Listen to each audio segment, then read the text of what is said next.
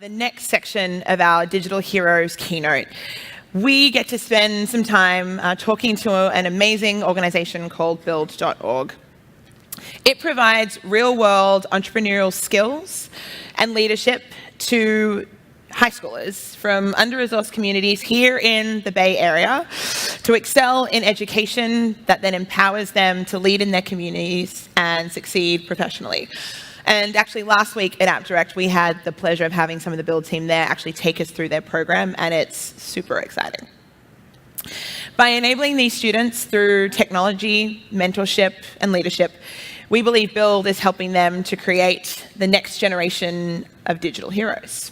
So, ladies and gentlemen, please welcome to the stage the founder of Build.org, Suzanne McKechnie Klahr.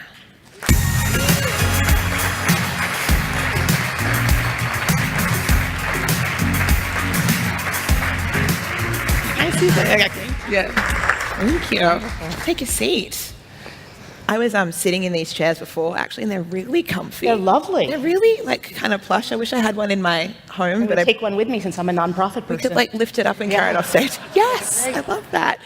Well, Suzanne, thank you firstly very much for being here and for joining us here today. And also congratulations on your Digital Hero nomination. Thank you. I'm very excited about that. So I know I just shared a bit of a high-level overview of Build, but can you give the room a little bit more about Build and why you actually founded the organization? Sure. Well, this is an honor, and I'm thrilled to be here. And I really appreciate you and Dan and the AppDirect family. So what Build does is we use entrepreneurship as a vehicle to re-engage young people who are being left behind. What we have found is that where school should be this really enlivening, engaging, exciting place, it's often not. But it doesn't have to be that way. So with Build, we're able to go in and develop these really engaging courses. They're every day for our students, so we have consistency. And by starting real businesses, we've incubated thousands and thousands of youth team businesses in high school. We've been able to teach young people the skills that you require for your companies. So we focus on 6 skills. We call them the SPARK skills: communication, collaboration, problem solving, innovation, grit, and self-management, and Build really works. So we take students who many college access programs wouldn't take, and we have had 96% of our students have graduated high school on time, compared to 73% of students in the nation. Yes, it's amazing. And even more exciting, 50% of our students graduate college on time, which is double the national average. And so we are taking this population of students and taking them to amazing trajectories. And I'm so thrilled to be able to be a part of today and share more about the work we do. Fantastic. And the absolute proof of that is certainly in your alum. It is. And we do have one of your alumni here, don't we? We absolutely do. And so I had the pleasure of being CEO of Build for 19 years. And this summer I stepped down and became founder and a board member. And what I am most proud of, the program is amazing and the scale has been exciting. We're now in Washington, Boston, DC, LA, and New York. But what's even more exciting is the alumni who are now grown-ups. And so the alumni who I'd like to introduce you to today, Ayana, like many of our students in 9th grade, was not the same Ayana who will come out today. Those of us who were ever in 9th grade or have 9th grade children know we changed dramatically. Yeah. Ayana was not very inspired in school, but really inspired to start a company, and on a Build college trip set foot on UCLA's campus. Ayana fell in love with UCLA. She graduated from there quite a few years later. She then went on to Columbia to get her master's degree in educational leadership. And Ayana now works for the mayor of Oakland, helping with students who, like Ayana, grew up in the district and helping to make sure that they are ready for college and career success. And so Ayana joins us today. Please welcome Ayana Moody.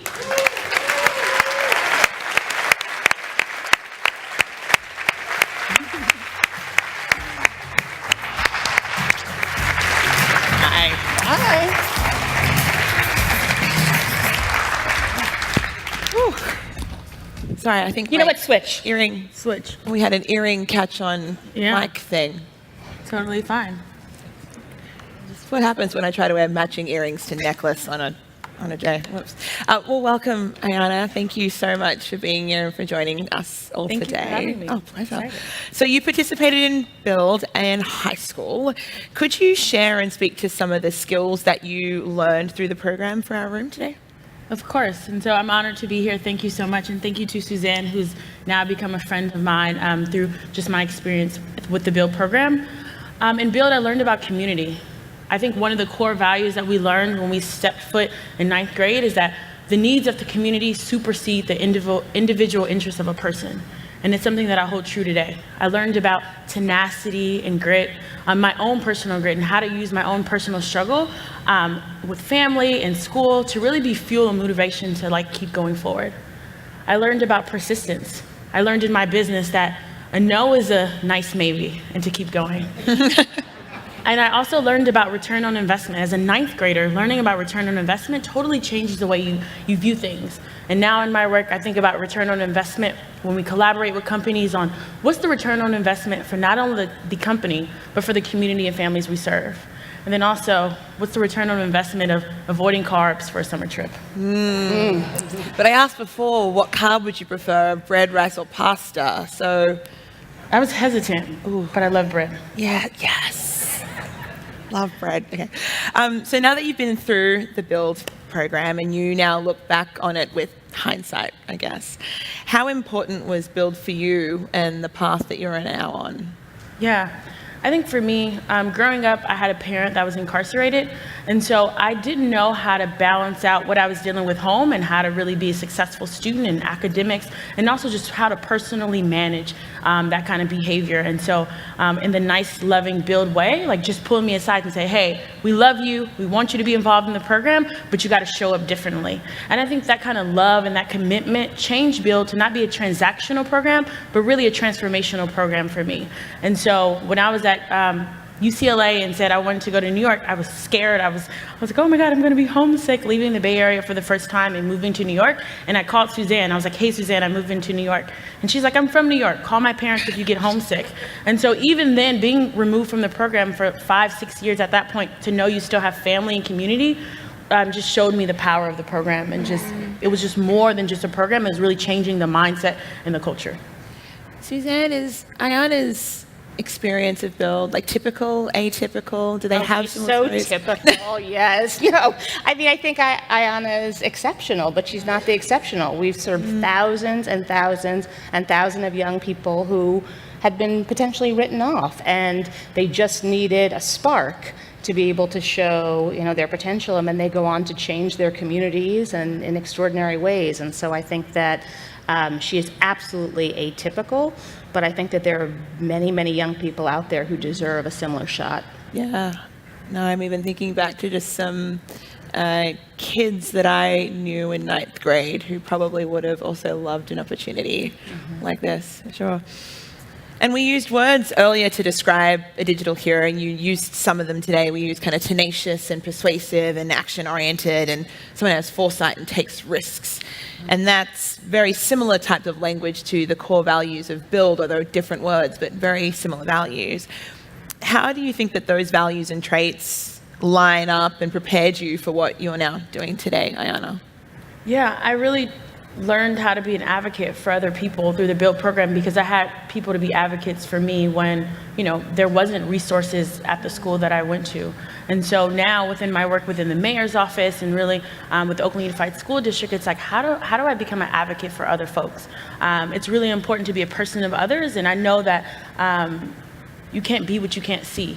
And so when I visit classrooms, when I visit schools across Oakland, I really try to be an example of that, and really a nice nudge to students when they're kind of exhibiting behavior that I exhibited in 9th and 10th grade, and just remind them, of the larger, bigger vision. And collaborating with companies has been something that's really near and dear to my heart. And so how do we bring corporations to really bring resources to bear for our young people? And so that's what I'm on a mission to do.